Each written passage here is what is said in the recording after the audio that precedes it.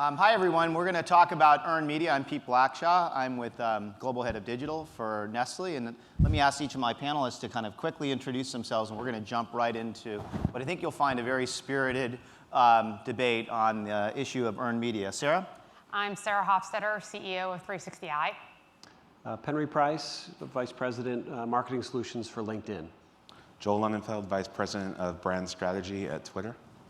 Afternoon, Patrick Harris. I lead global agency development at Facebook. So for Patrick, Joel, and Sarah, I think your fit on this panel is pretty obvious. But Penry, why are you here, LinkedIn? Help us establish the connection between LinkedIn and Looking for a job. You invited me. I'm polite. I actually accept invitations. I think LinkedIn is quickly becoming a really important platform for marketers to reach professionals. I think it's been proven over some time that it's a really powerful professional network, one that we all think of our own professional identity. And quickly, sort of, as we've morphed into more of a content platform, we're actually really engaging, I think, very strongly with the agency community to come up with creative ways to, talk to professionals again when they have a mindset where it's very different from the other platforms that are here, but also everywhere. Okay. And to some extent, we're all building earned media around our LinkedIn profiles through the testimonials and our social currency and the like.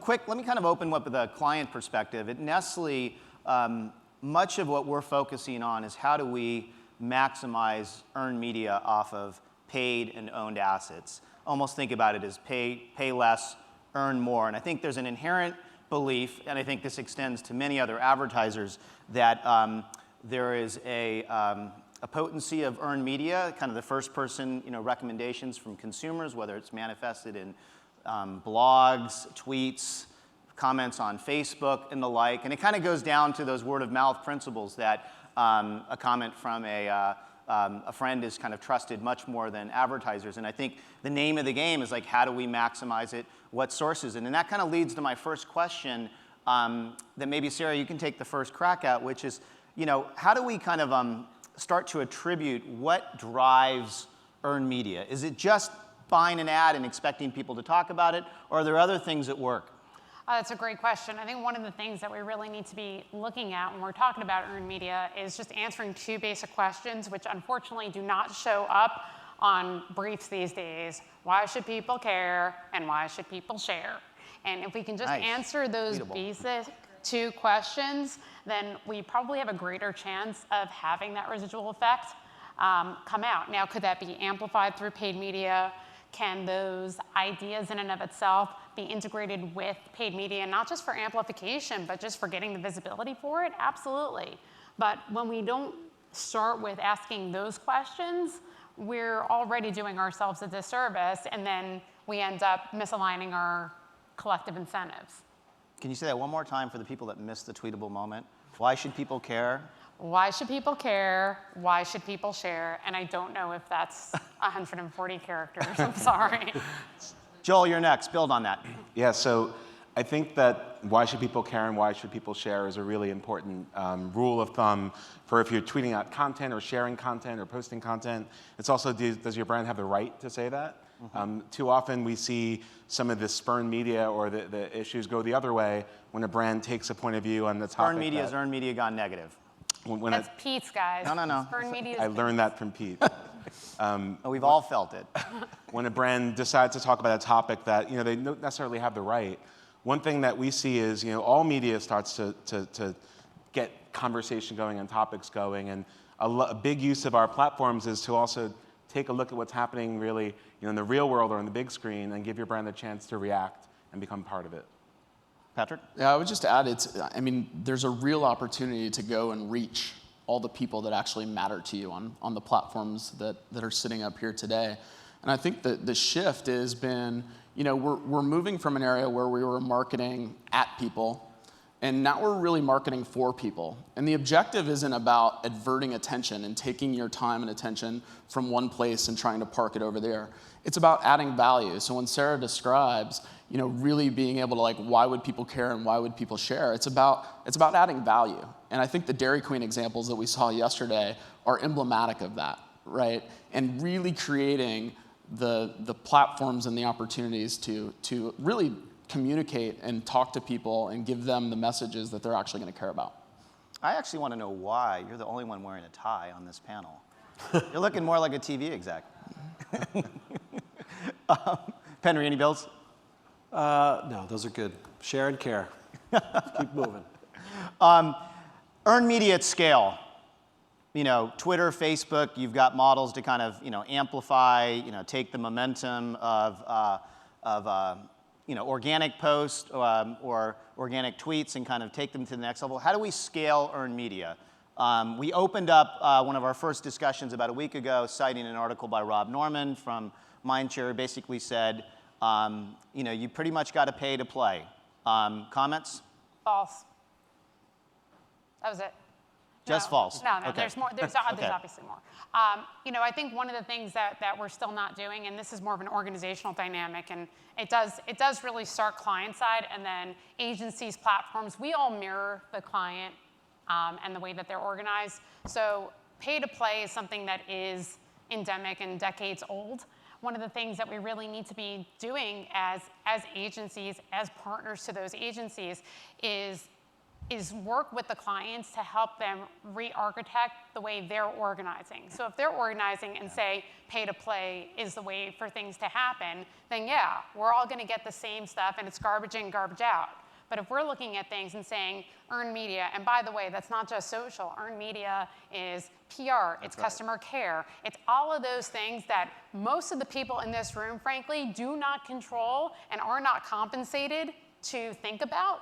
But when you're looking at that kind of ecosystem and saying, I need to create programs and I need to organize my company to be thinking about that, then your work ends up getting better. And the role of media is just as important, but it's not a ticket to get in. It's just part of the overall experience. And I think these guys would feel much better if they were being brought in further upstream versus I've got this 30-second spot, and now I'm going to use Twitter Amplify, and I'm going to do autoplay with Facebook, and I'm going to do a big reach block. There's so much more out there that we're just frankly not encapsulating because we're not thinking about this further upstream. And that's why I think pay to play is false. I think it's just a little too simplistic. Facebook or Twitter? So yeah, the pay-to-play model is kind of like saying if I pay to go to a gym, I will get really strong. It's really about the training. You have to go there, you have to work it. And to your point, it's about building the reflexive muscle as a marketer today to notice when there's something that's happening and I want to put money behind it and I want to amplify that, I want to reach more people. That's really what you're looking for. You're looking for those moments of opportunity where media is a tool to start to boost a message that you want out there.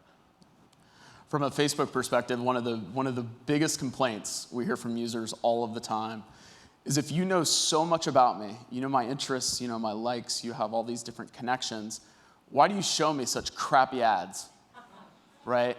And so for us, it's about, once again, like creating value and creating meaning. And what's happening, I mean, the elephant in the room is always the organic reach, right? The reality is... Stole my question. Right. Go ahead, nice move. Bring it head on. Go ahead. What happens, I mean, essentially what you have happening is in any given day, for any of you in this room who would fire up your Facebook app, we have about 1,500 different stories that we could potentially show to you. Of those 1,500, we make a decision with the algorithm to serve maybe 300 of those stories, right? And for those of you that probably no one in this room follows, our earnings announcements, but in Q3 we actually posted really great numbers, and then we got absolutely hammered by the public markets because we said we're not just going to dump a whole bunch of new ads into feed. So increasingly, it's not just brands that are having more and more competition showing up in feed. In fact, there's more and more competition from just your friends and family and the baby photos and all of the other interests that you have that are getting socialized on the graph. And so for us, this presents a unique problem, and at the same time, it presents a really unique opportunity for brands to connect and communicate authentically with those audiences. But I think an inevitable follow-up question is Facebook a depreciating asset in the context of earned media if, in fact, the organic reach is going down? Everything you say, supply and demand, is Sure. But marketers, we have to make decisions over where we, what is the destination of where we grow our communities, and obviously want to grow asset value anytime we build a relationship with consumer. I mean, how do you address that? So I think, if you rewind a year, our primary asset value was the fact that you just counted fans and how many likes you had and how many shares you had. So we really only had social metrics. Today, we actually have business metrics. So the social metrics are still equally important. The opportunity for earned media is still just as rich as it was a year ago. But the reality is we're moving from an environment where we're just talking about social behavior, and we're talking about real business outcomes. And that's a big Sarah, difference. jump in.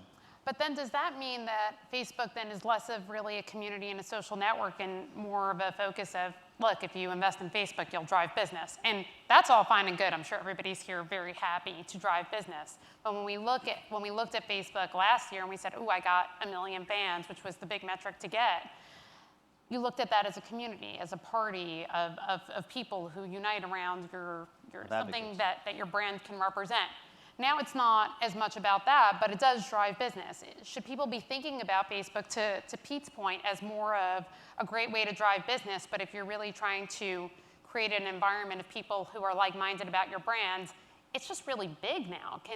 Should marketers be looking at it like that, or should marketers be saying, hey, we've got awesome data, we've got everybody in the world and their mother, and maybe even their grandmother, so should we be organizing everybody to use Facebook as part of their marketing mix, or should we look at them as a community? I mean, I think so. We're a very mission-driven, purpose-driven company, right? If you look at our mission statement, Mark will say, we want to give people the power to share, to create a more open and connected world, right? Fundamentally, that's what the company believes in. And so for us, it's about authentically connecting the audiences and helping brands discover and find the people that matter to you, right? So Pete, in your example, let's just say it's the DiGiorno pizza brand, right? Like, how can we go talk to 30 million tired soccer moms living in the United States to give them the confidence that, twice a month that the DiGiorno pizza is a great solution for their family? We want to be able to go do that and prove real business outcomes. Okay. Yeah, is there an either or in that case? Like, can't they do both or not? Well, it can. I mean, I do think it's very hard to have a party with 30 million people. Or certainly hard to get to the bar, if nothing else. But I mean, when you're trying, well, then you have to pay for it. But I think at that point, you get to a point where you say, it's not about community, it is about connecting interests and connecting people and connecting experiences. But maybe, I mean, there was a time a couple of years ago where everybody was saying, stop having your CTAs at the end of the spots taking people to websites. That's so 2008. Let's take them to Facebook where they can all unite around a certain love of Oreos or whatever. And now it's, connect to Facebook because that's where you're going to be able to do other things. Yep. And there's not a right or wrong answer. It's just, how do you think about the role of your channels? And then how do you think of the role of paid and earned and owned media to drive you there? And which one is Facebook and which one is Twitter and which one is your website? Community is not a static thing. I think that's part of the discussion. If we think about a Facebook community as this is the community, we see communities flare up around things like SF Bat Kid a few months back. It was this amazing, beautiful story of a 5-year-old recovering from leukemia, and in one day, 4,000 tweets reach over several million people. The president is sending vines out, and that community around that topic spurned just instantly, right? So that's when we look at what it means to surround yourself around a topic or an idea, it's also about business outcomes. When we think about Super Bowl advertising or any TV advertising in general, we see when you put money into Twitter, it actually drives real business outcomes. We just did a study for CPGs that showed for every dollar invested, between $8 and $16 came back in terms of modeling when you added that to TV. But that's around a topic. That's around a community around the show. So we think of it, it's a little bit more ethereal than like a static community. Well, Joel, talk about on Twitter, we know there's something going on around events, live programming, but what about on a sustaining level? I mean, where else does it help brands on a more consistent basis to kind of generate earned media? And that's part of the planning framework that we're talking about. It's not just about the Super Bowl or the big live events. It's amazing to see companies come together in these live studios, these war rooms, And for once, companies are behaving how they always should. Don't call them war rooms. Not war rooms, love rooms. Engagement center. No, but it's amazing because you go in a room like that and you see legal and PR and creatives and media people, they're hugging, they're drinking beer. It's like one happy family, and you think, wow, what if every day was like this? What if we could all just work together and coordinate? But every day there are moments that you can plan for. Like we see, there are 20 million tweets a day about people saying they're hungry. And you can see that on a graph every week, every day, and you can start to plan for that. And that's the power of these kind of predictable moments and predictable data. Well, I'm going to come back to the question of how we scale this, because I'm not sure we've answered this, but I want to pivot to Penry. Employees. I have a hypothesis that employees actually may be one of the most valuable, under-leveraged sources of earned media. And of course, I come from a company that's got 339,000 of them. So agree, disagree? How are you thinking about it at LinkedIn? Yeah, I think for us, one of the real assets we believe we have is the recognition of an employee base of a company and giving them tools to authentically, which is we've talked a little bit about that as sort of the trust and the transparency of what whoever is sharing something or posting something or commenting, doing it especially on behalf of a company or as an employee, which again, for LinkedIn, everybody who's posting is generally under their professional name. We think that's probably the most under-leveraged asset we have around earned media, which is, I know we've talked, you have 100,000 Nestle employees on LinkedIn. Imagine if, and again, in an authentic way, there was a real sort of editorial program or ways to train those people to make sure if they're proud about something they're doing as a group, as a region, as a company, as a brand, whatever it may be, the amplification of that in an earned way can be incredibly powerful. And I think that we're going to continue to find ways to deliver to both agencies and clients the ability to understand this impact of employees and actually start to score them around influence for the client. So you'll really be able to understand these things. And these are the types of things we should do. We have this information. And to share it with you guys directly, we think will only let you understand more greatly about the impact of the employee base. Now, another topic you brought up in our pre-discussion, which I thought was spot on, is this issue of, and I could tell everybody's heads were nodding, so let's dive into this misalignment of incentives. And let me kind of share a story. We have a digital acceleration team at Nestle, and they actually analyzed every single Super Bowl advertiser. And one of the things that they actually looked at was the degree to which the advertisers were prepared in the call center or through contact us forms. And it was interesting because they called up every single player and every single company and said, I hear you have a Super Bowl ad, what's going on? And I'd say 75% of the call centers had no idea. Some of them knew exactly when and exactly the time. But what is it in the incentive structure that doesn't ensure that we prime the pump for certain proven forms of earned media? We know from billions of empirical tweets and comments out that there's a clear correlation from things like customer service and earned media, and yet you simply don't see brands prepping in that area. Is it about misalignment of incentives? And if so, how do you get it right? Yeah, I mean, this could be a whole other panel, but I would say that most all sort of business problems that I've run into and sort of thought about is around the misalignment of incentives. And if you can dig deep enough and really understand what each person or each company that's in the room in the discussion are really trying to get out of this. Because again, a lot of the companies we're talking about, brands or agencies, are for-profit, some are public, they've got to make numbers, and they've got a business to sort of run. But if you can get beneath this and get beyond it, you can start to actually have either joint business plans or other things where you can start to really force the incentives to be, one, transparent, because a lot of times they're not shared and they're not really understood. But two is then you can really align them. And I think that's where you can find the non-war rooms, the newsrooms where you get multiple agencies together or multiple groups of clients together, multiple divisions, and to actually start to do things that are productive and going to be much more powerful. And Patrick, despite everything we said about organic reach, brands still have to take care of those communities. Yep. I mean, we still need community managers. We still need to respond to the comments. We still need to act as a de facto customer service. How do you align these incentives? I mean, Facebook's kind of raised expectations of, intimacy with the consumer, but brands still need to figure out how to scale intimacy, if you will.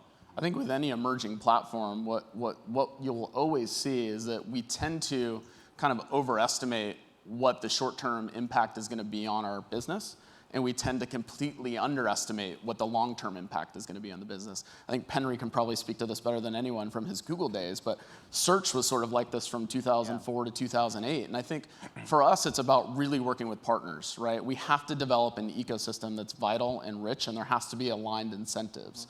And ultimately, it's about building the capabilities, the capacities, and really getting the talent within the organization that says, this is going to really fundamentally drive my business. And all of those aspects that you described, Pete, are vitally important. And from a Facebook perspective, we're trying to activate all types of ecosystem partners, whether they're data partners, whether they're PMDs, whether it's the agency community, and figuring out how do we contribute and give you the right level of resource, data, and insights so you can fundamentally serve your clients really, really well. But I agree with you.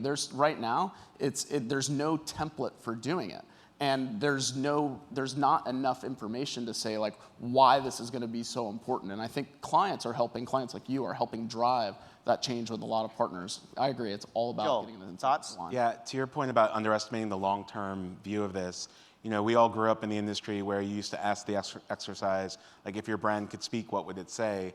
And today, it's absolutely consumer expectation to talk to brands, to talk to logos. I mean, think about what it means that I expect to talk to a Best Buy logo or a DiGiorno logo. So when you talk about aligned incentives, it also has to do with above-the-line media or earned media versus investing in humans, investing in really smart, intelligent, witty, great people that can represent your brand and talk to people. We're used to that in the world of customer service. The ironic thing is once you take it from customer service to open platforms, it becomes a marketing expense, not a sunk cost. So I think the ability for to spend millions on a Super Bowl commercial versus some money for some great people is something I challenge. So let's build on one of those points. And let me get more direct with you, Sarah. Should community management be part of working media? That's exactly where I was hoping you would go with this. Because if we look at alignment of incentives, a lot of this is who's controlling the dollars. And let's be honest with ourselves. Procurement is the biggest gaining factor. So when we talk about being able to invest in all the wonderful folks you're talking about, Joel, where does that sit? Are community managers working media or non-working media? And if you ask 10 clients, you'll get 10 answers. And that's probably one of the biggest challenges, because if you can't invest in the baseline fundamental infrastructure that's needed in order to support these kinds of conversations and then amplify them as need be, then you're going to end up with a lot of garbage in, garbage out. All of our ROI is going to go in the toilet, and we're going to have a problem here. However, if we start treating every communication that we're doing on behalf of our brand as working, because heck, it is, you're going to end up with a better ROI. You're going to have your paid media working much better for you. So yeah, I think community management should be working media. For gosh sakes, I've seen these people work. It's working. Right.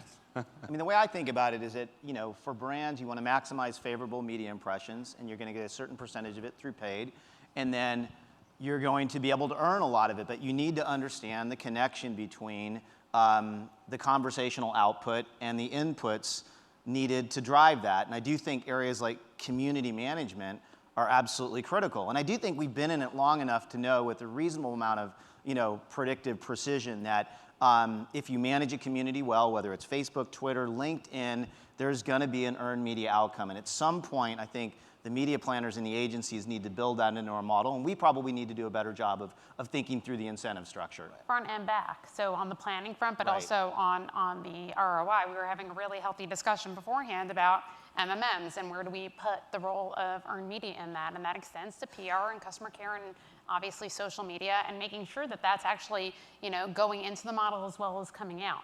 So those kinds of things really will play a very important role. Now, unfortunately, where we see the model working for us well in certain ways and horrible in every other way is when things go bad. Exactly. So when things go bad, gosh, you really want your community manager because that's your first line of defense. And guess what? The consumer doesn't really care what department they're in or how they're compensated. If you're reaching out to Best Buy and you're thrilled, that's wonderful. And if you've got somebody there with a witty, response, wonderful. So how does that work then? Does that mean you throw it over the fence to the Spurn Media PR department, or do you see a vision where the agency or the community manager is almost like issue agnostic. No matter whether it's hot or it's cold, they're managing it. I mean, or more broadly, like what's the operational model that needs to sit on top of this, especially at the agency level, which I think all of you can speak to. Oh, I mean, if you go back to Joel's newsroom, peace room environment, sure, it would be lovely if we all sat together and can, drink beer and love each other all the time. But I think one of this is it goes back to the whole organizational dynamic, client side. So if you're not prepared for a crisis, once it hits, all hell breaks loose. But if you can find the right kind of escalation plans, and a big part of that, of course, starts with listening. And using the internet not just as a real-time focus group, but as your understanding of the buzz and when and where things are going to go awry. And then you got to know the talent that you have in-house and the talent you have at your agencies. And every agency will say they can do everything, but you really have to know where that skill set lies. So once things hit a certain threshold, what is your decision tree? And guess what? Once the news has hit, you're screwed. So you've got to make sure you've got that decision tree and the right partners, because there's no one right answer for any brand. You've got to know, is your PR agency or your PR department, are they savvy enough to be able to handle this? Or are they going to take 24 hours to put together a statement that is not 140 characters? And you got to work with the tools you have, but make them work for the best use possible. But should the agency model be more blended on that front? Again, current paradigm is PR agency handles spurn media, digital agency to some extent, to a growing extent, big agency is dealing with the earned media piece. And yet, at the end of the day, you're fundamentally dealing with consumer emotion that either goes hot or cold, and that reflects itself in word of mouth. The agency has to do both. There's no question, whatever agency is doing it for you has got to be able to handle the good and the bad. We had to develop a crisis comms unit within our agency because of that, with people that were skilled in really bad things happening. Not because it's what happens, it's because you need the what if. It's like your life insurance policy. You got to have that kind of stuff available to you. And I think once you start throwing things over, then you get the blame game. Mm-hmm. I just feel like when you hire an agency to represent your brand, they got to be able to handle the good and the bad, because then everybody celebrates their Oreo dunk in the dark moment, and they're not there when something hits the fan. Quick reaction to this. It's just going to go. The hard part of that though would be then you're going to have to hire everybody, right? So your agency has to grow and have all capabilities in house if you're not trusting the fact to use some specialist to help in certain areas. The other side of this, Pete, as you're talking about, which is maybe the de facto structure of today, I would argue that PR and corp comms agencies are moving towards media as well, right? You're starting to see a lot of those guys hiring and sort of bring in sort of skills around placing the media itself and dealing with their capabilities, which are centered around crisis management and other things related to corp comms. So I think that 10 years ago in the room we would have talked, or 5 years even, like the creative and media agencies sort of trying to sort of wrestle each piece away a little bit.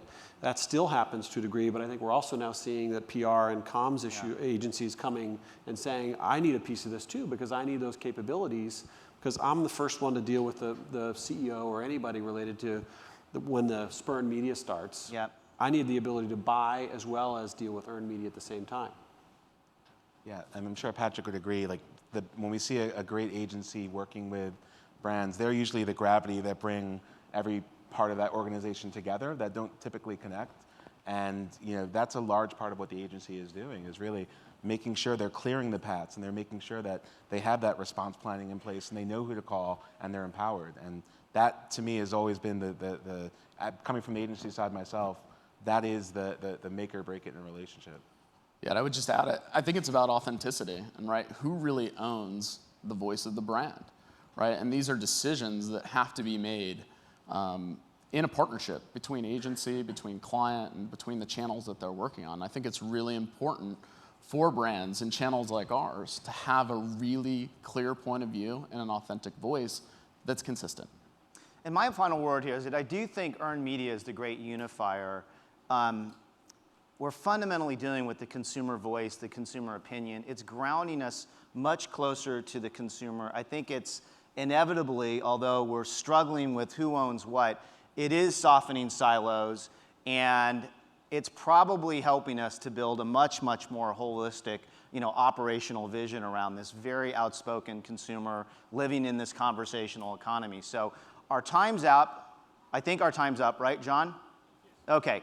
I thank my panel. There's so much more we can say about this. Let's keep it alive on Twitter afterwards. We'll be around. Big shout out to 4A's for even putting this on the agenda. This is a big deal because I don't think it would have been on the agenda 4 years ago. So let's keep the conversation alive. Thanks so much. Thank you.